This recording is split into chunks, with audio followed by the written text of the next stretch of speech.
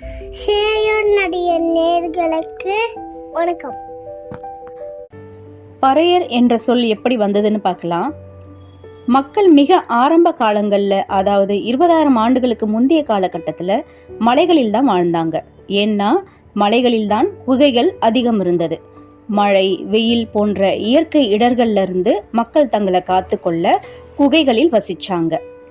தரையில் குகைகள் போன்ற அமைப்பு இல்லாததால மலைகளையே வாழுமிடமாக தேர்ந்தெடுத்தாங்க. கிரி என்பது மலையோட இன்னொரு பெயர். விழா காலங்களில் மலை சுற்றுவதை கிரிவலம்னு சொல்றது இன்னும் நம்ம பேச்சு வழக்கில் இருந்துட்டு தான் இருக்கு. ஆக கிரி என்பது மலையை தான் குறிக்கும். மக்கள் மலைகளில் வாழ்ந்த காலமே கிரியுகம் எனப்படுது.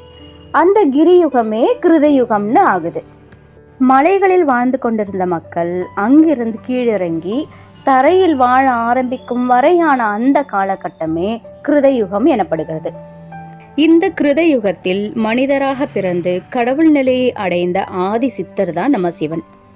மலைக்கு இன்னொரு பேர் கூட இருக்கு, அது வரை என்பது.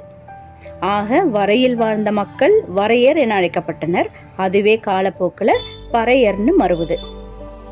ஆதி சித்தரான சிவனும் மலை எனும் வரையில் வசிச்சதால சிவனும் ஒரு பறையரே. சிவனே இப்போது நாம் எழுதக்கூடிய அகர முதல எழுத்துக்களுக்கெல்லாம் முதல் வித்திட்டவர். சிவனுக்கு முந்தைய காலம் வரைக்கும் எழுத்துக்களோ மொழியோ இருந்ததில்லை. முதல்ல சித்திர எழுத்துக்களை, அதாவது படை எழுத்துக்களை உருவாக்கி கொடுத்தவர் சிவன் தான்.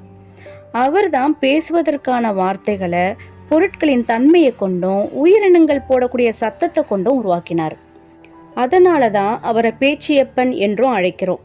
பேசுவதற்கு நாவை பழக்கியதால சிவனை ஆதிநாதன் என்றும் அழைக்கிறோம். எழுத்துக்களுக்கும் மொழிக்கும் ஆதியான சிவனே முதலாம் தமிழ்ச்சங்கத்தை உருவாக்கியவர். அகர முதல எழுத்தெல்லாம் ஆதி பகவன் முதற்றே உலகு என்ற திருக்குறளுக்கு சொந்தக்காரர் சிவன்தான். தற்போது இருக்கும் அகர முதல எழுத்துக்களுக்கெல்லாம் முதல் வித்திட்டவர் ஆதி பகவானான சிவன்தான். பகவான் எனும் விழியத்துல சிவனை பற்றிய பல விடயங்களை முன்பே பார்த்திருக்கோம். ஆதிநாதனாகிய சிவனின் காலம் மலைவாழ் காலம் என்பதால, அதாவது அவர் வரை எனும் மலையில் வசித்ததால அவர் பறையர் என பொதுப்பெயர் பெறுகிறார். ஆக பறையர் என்பது வரையில் வசித்த மக்களின் பொதுப்பெயர். பறையர்களே மூத்த தமிழ் குடிமக்கள். மொழிக்கு வித்திட்ட சிவனோட வம்சாவளி மக்கள்.